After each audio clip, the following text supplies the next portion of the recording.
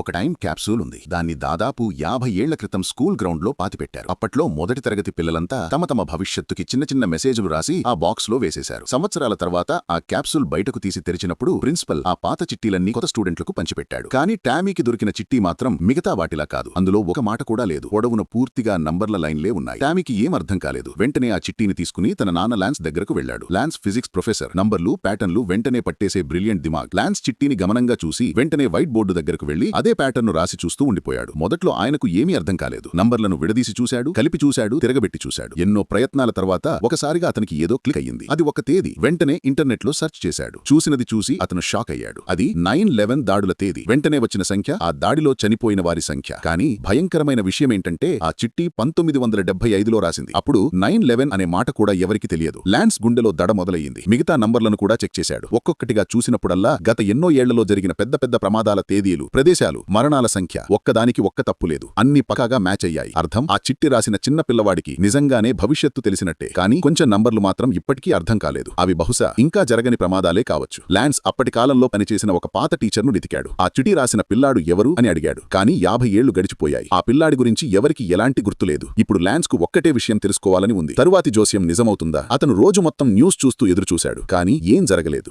సాయంత్రం భారీ వర్షం పడటం మొదలయ్యింది. రోడ్లు బ్లాక్ అయ్యాయి. ట్రాఫిక్ పూర్తిగా జామ్ అయిపోయింది. ఆ గందరగోళంలో లాన్స్ కార్ జీపీఎస్ పై కనిపించిన కోఆర్డినేట్స్ చూసి ఒకసారిగా షాక్ అయ్యాడు. అవే కోఆర్డినేట్స్ చిట్టీలో చివరి ఇచ్చిన నంబర్లలో ఉన్నాయి. అంటే తరువాతి పెద్ద ప్రమాదం ఇక్కడే జరగబోతోంది. అతను వెంటనే కార్ నుంచి దిగిపోయి దగ్గరలో ఉన్న ఒక పోలీస్ వద్దకు వెళ్లి ఎందుకురా ట్రాఫిక్ ఆపేశారు అని అడిగాడు. కానీ ఆ పోలీస్ లాన్స్ ముఖం చూసిన వెంటనే భయపడిపోయి ఏమనకుండా అక్కడి నుంచి పరుగెత్తాడు.